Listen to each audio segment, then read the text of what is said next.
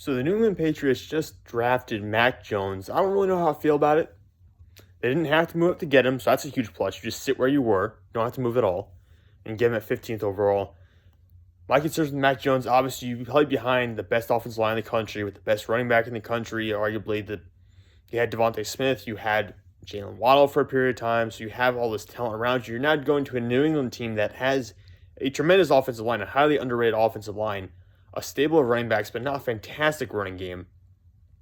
And the wide receivers you have, you know, Nelson Aguilar, he had a good year with the Raiders last year, but that's just not going to cut it. You do have John Smith and Hunter Henry at tight end, and who knows how that will work out.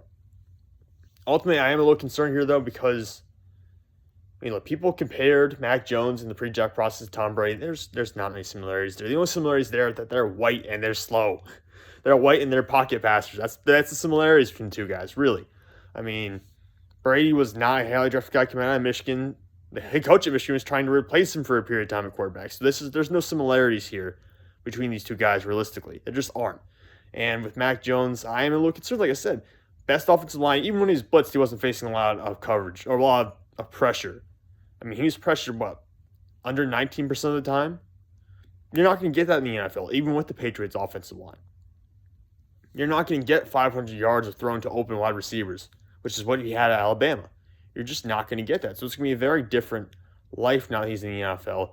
There's Cam Newton there already. Who knows? When we see Mac Jones, I think we'll probably see him before the end of the year, just based on how Cam Newton's time went with New England last year. So I think we'll see Mac Jones before the end of the year, but it's going to be very interesting to see if he can live up to the high expectations, because New England's been spoiled to some extent with how the last 20 years have gone. The expectations are new championship or bust for New England almost every year, maybe with the exception of this past season, but even Patriots fans were getting upset last year with the way things went, despite I would argue it was a very good year for the Patriots considering what their roster looked like. So a lot of expectations for Mac Jones. We'll see how this turns out.